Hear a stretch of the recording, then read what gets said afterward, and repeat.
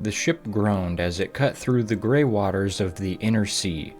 Ash hung in the air like a permanent fog, drifting down from the distant red silhouette of Red Mountain. The prisoner stood at the railing, wrists recently freed from iron shackles. He watched the strange land approaching. Twisting trees like skeletal hands, jagged cliff of black volcanic stone, and towering mushrooms that stretched impossibly high into the sky.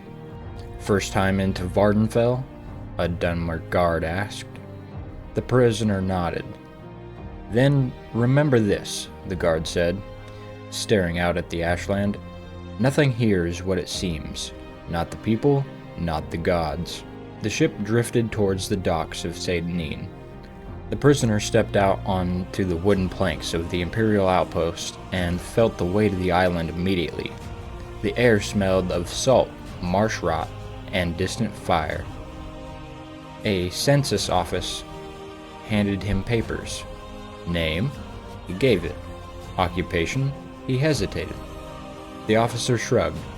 You'll find one soon enough. Beyond the office, the march stretched endlessly, giant insects buzzing through the reeds, bulbous mushrooms growing like houses, and strange wooden walkways connecting scattered huts. The prisoner began walking. A shriek echoed across the swamp. From the reeds burst a creature, long wings, hooked beak, and leathery skin. It dove through the air with terrifying speed. "Cliff Racer!" someone yelled.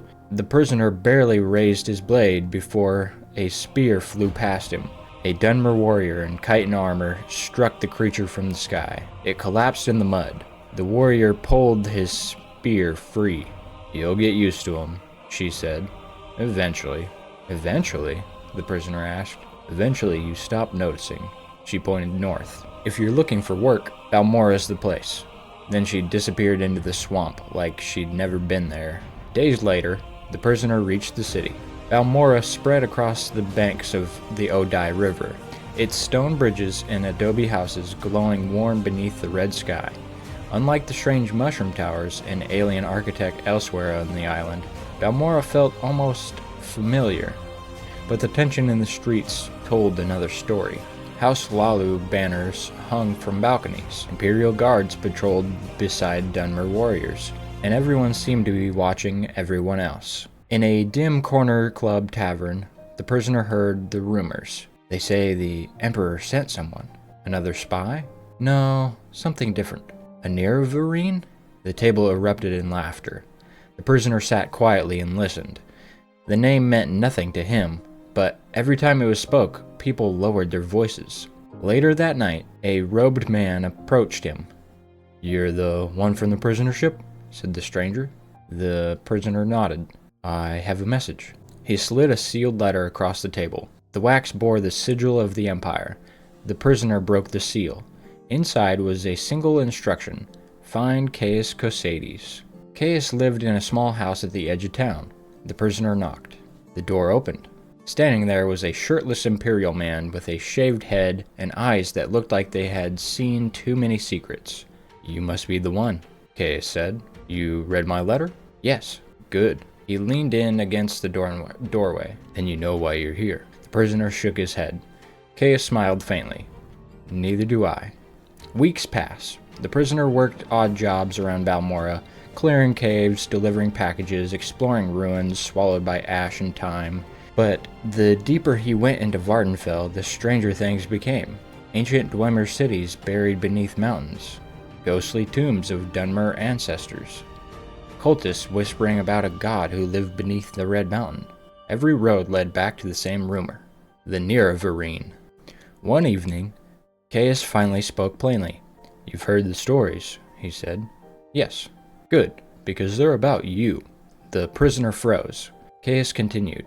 "The Dunmer believe a hero will return, a reincarnation of an ancient warrior named the Nerevar." "And you think that's me?" Caius shrugged. "I think the Emperor wants to find out." The Ashlands were nothing like the rest of the island. Ash storms raged constantly, turning the sky black. The ground cracked beneath every step. Blighted creatures roamed the wastelands, twisted versions of animals, their skins scarred with corruption.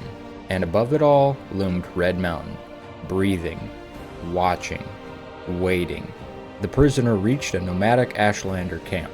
The tribe surrounded him cautiously. The wise woman stepped forward. "You carry the moon and star," she said. The prisoner looked down. The strange ring Caius had sent him with now burned faintly with magic.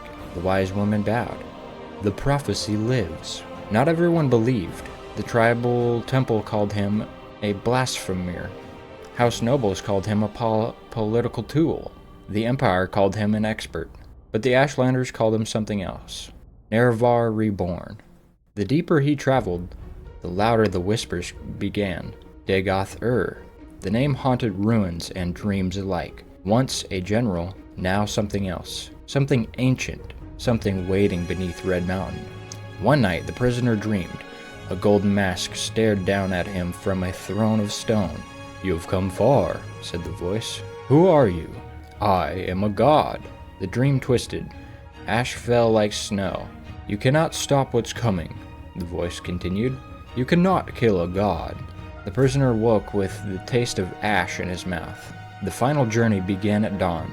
Red Mountain loomed overhead like a wound in the world. Lava flowed like rivers of fire.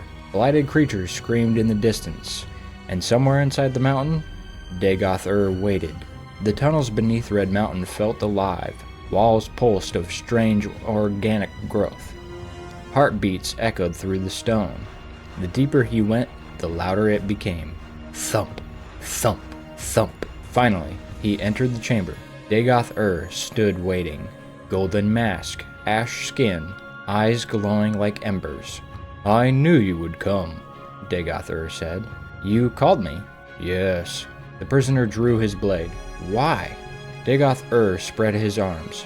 "To witness the birth of a new world." Behind him floated a strange artifact, the heart of Lorcan. Power pulsed from it like a living sun. Dagoth-Ur laughed softly.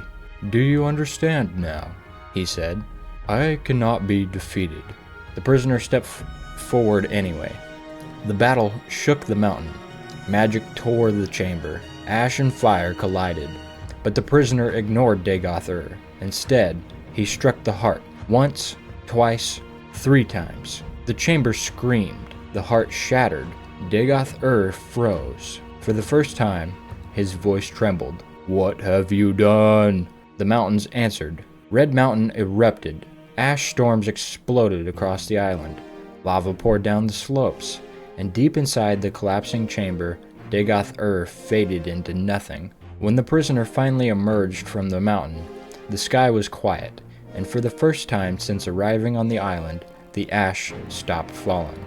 Months later, the prisoner returned to Balmora. The city looked the same, but everything had changed. People whispered as he passed. Some called him a hero, others called him a fraud. But the Ashlanders knew the truth. The Nerevarine had come, and the fate of Morrowind had changed forever. Far away, across the sea, the Emperor received the news. He folded the letter slowly, then he smiled. The Emperor had gambled on a prisoner, and somehow, it worked.